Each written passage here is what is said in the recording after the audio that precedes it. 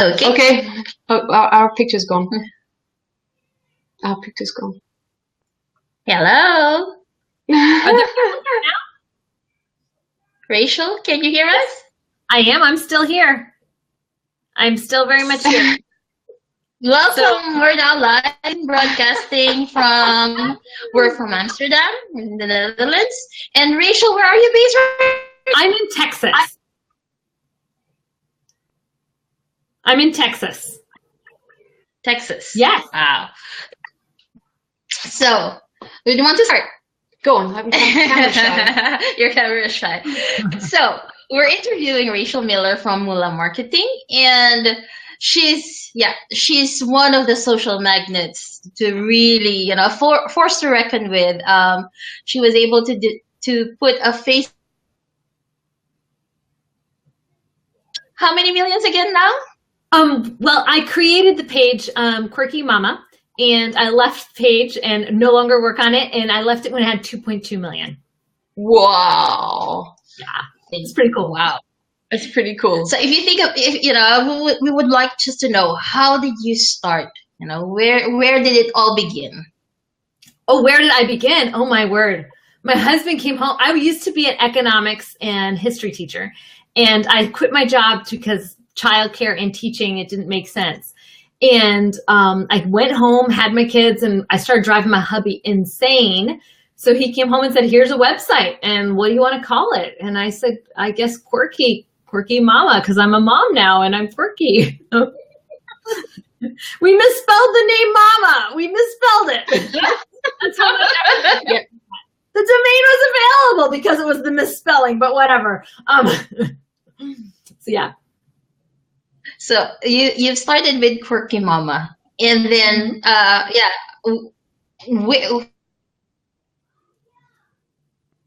So how did you get to from? Yeah, you're cutting out a little bit. So I'll just tell you guys a little bit of how the journey from Quirky Mama to all of the pages that I have, and then now to Moolah, if you guys want. So I started with Quirky Mama, and I get tired of preschool stuff. So I moved on to create One Crazy House. And I left Quirky Mama not last January, but the year before. And I built One Crazy House to 500,000 since then, 550,000. So we built One Crazy House. And then I went speaking at conferences about blogging and building massive audiences, about going viral.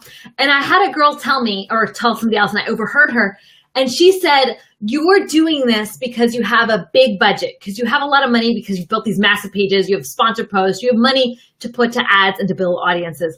And also you have these big friends. You have all these friends of big blogs.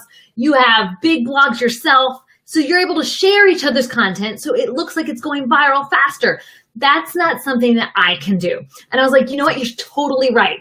The way I've been teaching people to grow pages is wrong, because I'm teaching them from where I am rather than starting from scratch. So last August, I started One Crazy Cat Lady. I grew that to 100,000 pretty fast. And I spent less than $5 a day on it. And then after that, I made it go viral. Then I decided, let's do something completely unrelated to cats. And I did crock pots, and I made one pot crock pot go viral. And so I was like, okay, I've got a system now. Yeah. So I told people how I built those 2 pages, and I told 100 people, do you guys want to take a course on this? And actually, do you guys want to make the course with me? Because I actually don't have a course yet. So starting on such and such date, we'll start the course. And so you got a day to let me know. And it was Halloween when nobody's home. And said, hey, let me know today if you want to do this, and we'll start next week.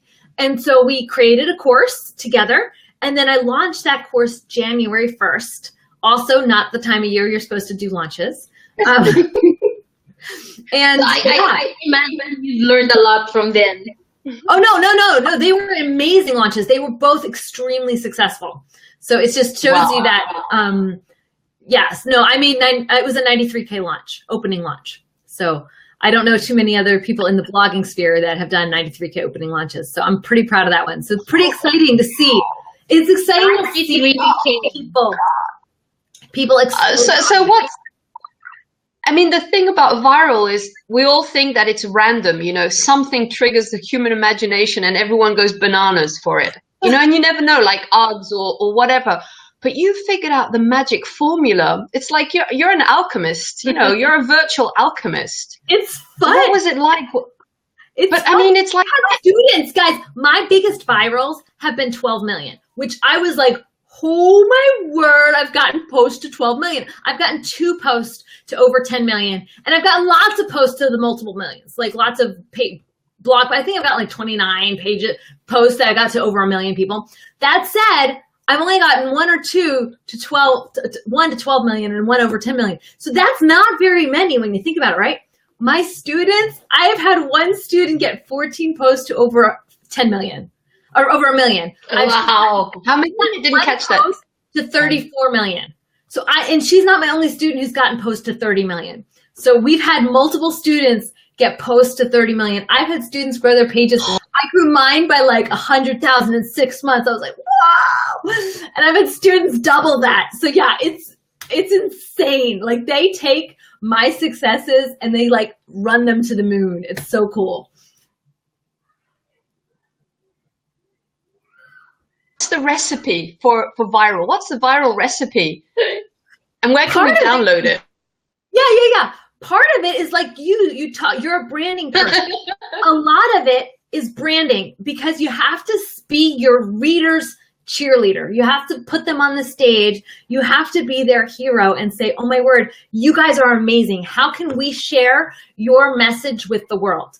If you're sharing your reader's message, not your message, not your product, not you, if you're sharing what your reader is wanting. Because we can't hear you. Pardon? Oh, sharing what your reader wants in that sense. Yes. Basically become your reader's voice.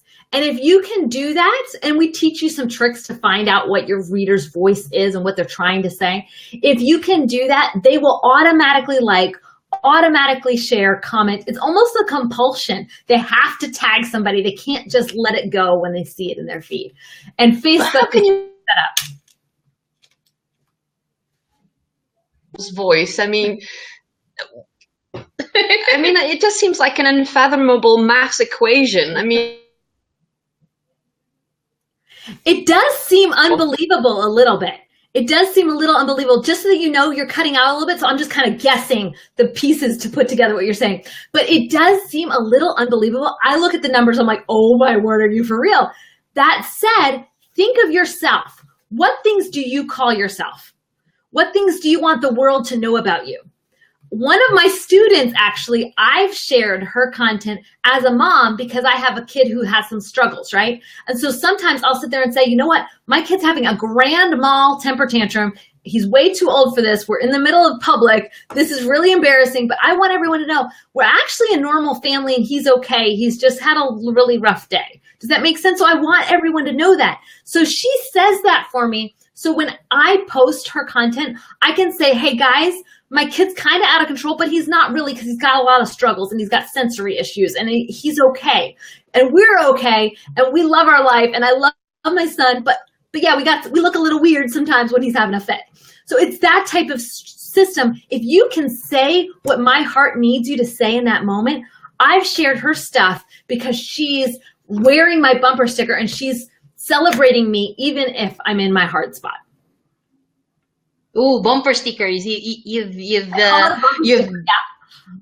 yes. So this is one of the tools that they would learn in the Moolah. Yes, we have the bumper sticker. We have niche neighborhoods, which is how you learn to use your competition and make them work for you, make their page, build your page. That's kind of cool. You get free page suggestion links. They're awesome.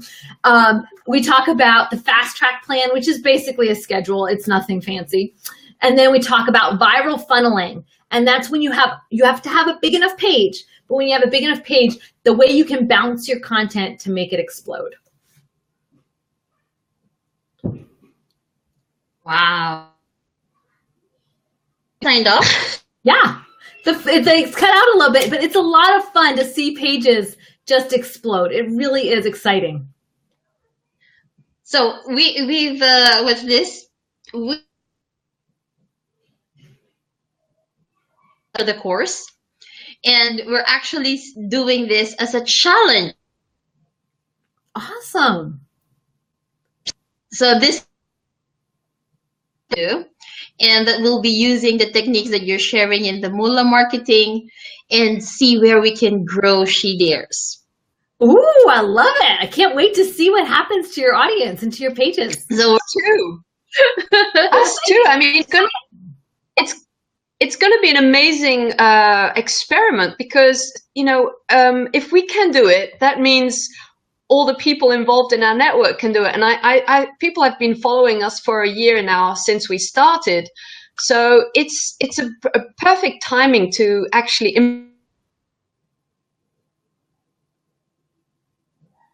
go from a small. I'm allowed to ask them. Yeah. Yes, it was already asked. So what's $1 tip?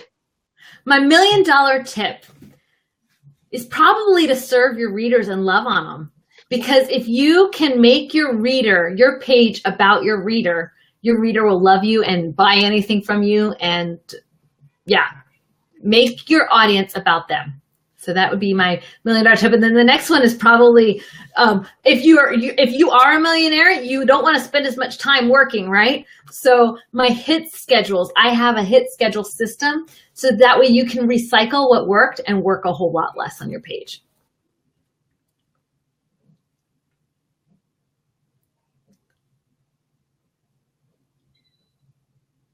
So thank you for that. To have some to this questions. I'm having a really hard time getting. Awesome says greeting. It keeps cutting out when you're talking. So do you have like is there a thing? Can you type it into the type box?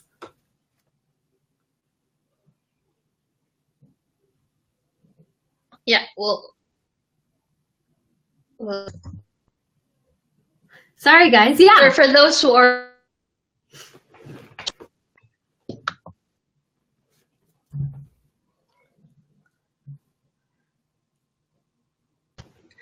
So can you hear me now? I can hear you now. It comes and goes though. So sometimes I can hear you and sometimes it disappears. Another option I've done when this has happened to me is I've gotten my piece of paper out and I've written the questions big. And then you can hold it up and I can answer your questions. Can you guys still hear me? Yeah. So hopefully they can. Yahoo. Okay. So that's one of the ways I've worked around because we've had tech issues sometimes. And that's actually one of the things too that Facebook loves. Facebook audiences love authenticity. So if you can be authentic with your readers, you can show them the real you. You can show them just what food blogging looks like from the back end. They don't want the pristine meal. They want the one that they can make in 20 minutes. And they want it to look like they could make it in 20 minutes. If you can show the authenticity to your readers and celebrate them as they are, it will take you so far.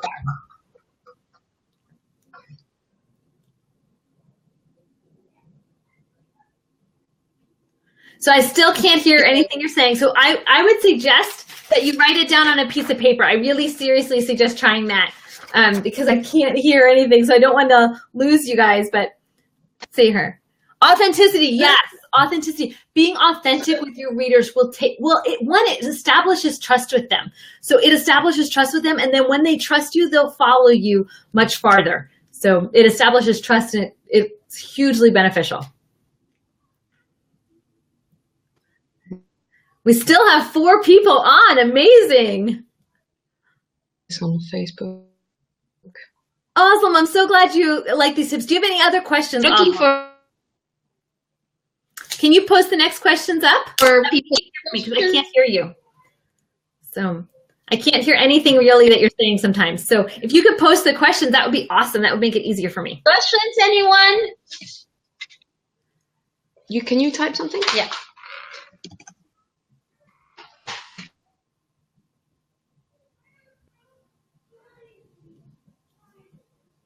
let's see.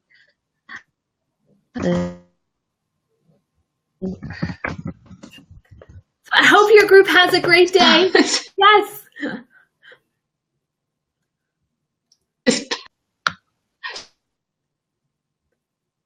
You want me to keep talking? They want me to keep talking. It's confusing just what to talk about. So I guess I could tell you some of the pitfalls that people fall into with their pages. A lot of people start by thinking about the conversions. Instead of like right now, how can I get a conversion? How can I get a sale? How can I collect their email right now? So they'll put the email opt-in on their page right away instead of warming their audience. So if you start your audience where you're just going right, it's kind of like kissing before you've gone on your date, right? You don't want to kiss on before you go on your date. You want to get to know the person first. So we've got our cold pot.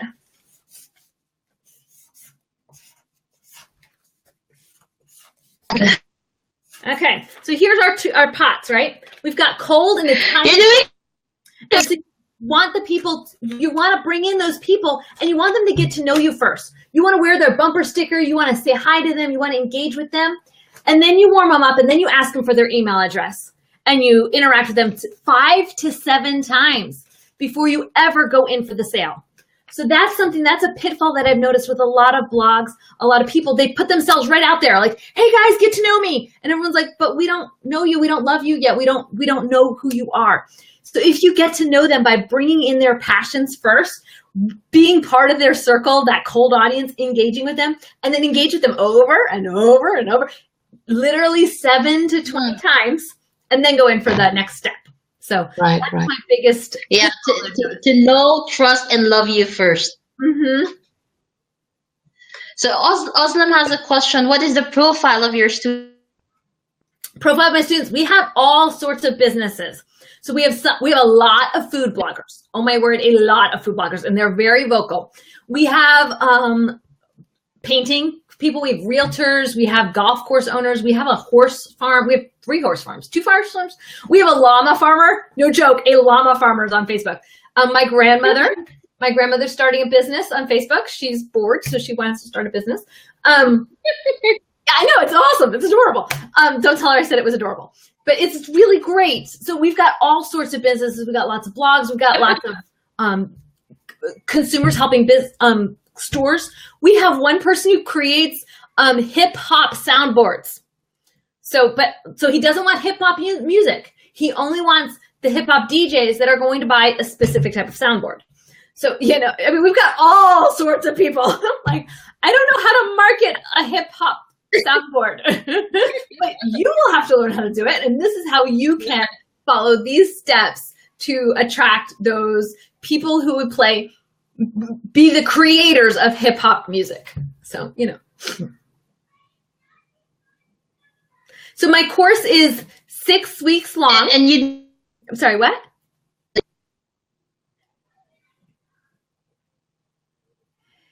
Just open Monday, and right now you've had 200, how many enlisted? 268 new students last night. So just a heads up, I'm not going to get everybody in by Monday. So I usually have everybody in like within 2 to 3 days of them signing up. I get them all like here's into the group and their emails fixed because people type in their emails the wrong way, yada, yada, yada. But yeah, I wish this many people coming in right now. It'll be a little bit before we get everybody sorted. So this is when it comes to these launches. This is bigger than the other ones. So but this is a blessing, and it's really cool to be a blessing to more people. We already had, before this launch, we had 981 students who've gone through the course. So now we've added another 200 and something, and it's exciting. So, but that's just day one. Still alive? 2, 3, 4, 5 to go. So great. It's been great to get to see you guys and get to meet you all. And if you have any more questions, if you could flash up on the screen, I can follow along. But yeah, my biggest tip would probably be warming your audience. That's something I did with Moolah to get people to see the value of going viral. Because a lot of people are like, wait a second, how How does that help my business? How does that give me more income? How does viral actually help me? So it's been fun to bring people through the stages of seeing that viral is possible for them, and then warming up an audience. So with Moolah, but you can do that with anything. You can do that with cat products, except for